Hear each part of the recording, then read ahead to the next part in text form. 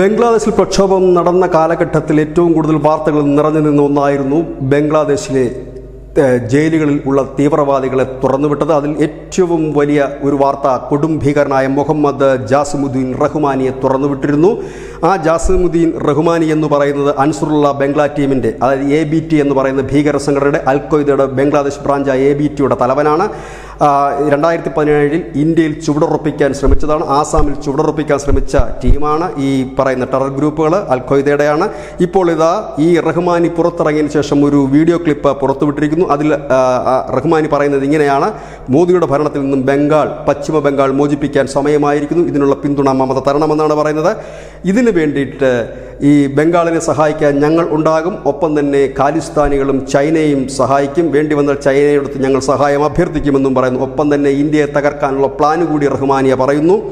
കാശ്മീർ പിടിച്ചെടുക്കാനായി അഫ്ഗാനിസ്ഥാനും പാകിസ്ഥാനും അവിടുത്തെ ഭീകരരെ സഹായിക്കും. പഞ്ചാബ് ഖാലിസ്ഥാനികൾ പിടിച്ചെടുക്കും. ഇനി തങ്ങളുടെ ലക്ഷ്യം ബംഗാളും ദില്ലിയുമാണ്. ദില്ലിയിൽ നമുക്കറിയാം, കഴിഞ്ഞ കുറേ കാലമായി ദില്ലി പിടിച്ചെടുക്കും, ദില്ലിയിൽ ബംഗ്ലാദേശിൽ സമാനമായ കലാപമുണ്ടാകുമെന്ന് പറഞ്ഞത് ബംഗ്ലാദേശിലുള്ളവരായിരുന്നില്ല, ഇന്ത്യയിലുള്ള ചില രാഷ്ട്രീയ നേതാക്കളായിരുന്നു, കോൺഗ്രസിൻ്റെ നേതാക്കളായിരുന്നു. ഇപ്പോൾ ആ ഒരു പ്രസ്താവനയ്ക്ക് ബലം പകരുന്ന രീതിയിലാണ് ബംഗ്ലാദേശിൻ്റെ ഇടക്കാല സർക്കാർ മോചിപ്പിച്ച കൊടും ഭീകരനായ മുഹമ്മദ് ജാസിമുദ്ദീൻ റഹ്മാനിയുടെ വാക്കുകൾ. ഏതായാലും ഇതിൻ്റെ വീഡിയോ ക്ലിപ്പ് ഇപ്പോൾ വൈറലായി മാറിയിരിക്കുന്നു. അതിനോടൊപ്പം തന്നെ ഈ റഹ്മാനി പറയുന്ന മറ്റൊരു കാര്യം, ഇന്ത്യ ബംഗ്ലാദേശിന് നേരെ തിരിഞ്ഞാൽ ഞങ്ങൾ ചൈനയുടെ സഹായം തേടാൻ മടിക്കില്ല എന്നാണ് പറയുന്നത്. ഏതായാലും ഈ ജാസിമുദ്ദീൻ റഹ്മാനി ജയിലിൽ നിന്ന് ഇറങ്ങിയത് മുതൽ IB അടക്കമുള്ള നമ്മളുടെ ഏജൻസികളുടെ റഡാറിൽ തന്നെയാണ്.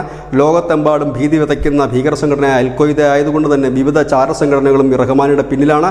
ഇത് എവിടെ നിന്നാണ് ഈ വീഡിയോ ഷൂട്ട് ചെയ്തതെന്ന് മാത്രം അറിയുന്നില്ല. ഏതോ ഒരു ആശുപത്രിയുടെ മുറി പോലെ തോന്നിക്കുന്നു എന്നാണ് ദ പ്രിൻ്റ് എന്ന് പറയുന്ന ഓൺലൈൻ റിപ്പോർട്ട് ചെയ്തിരിക്കുന്നത്. News desk, news India Malayalam.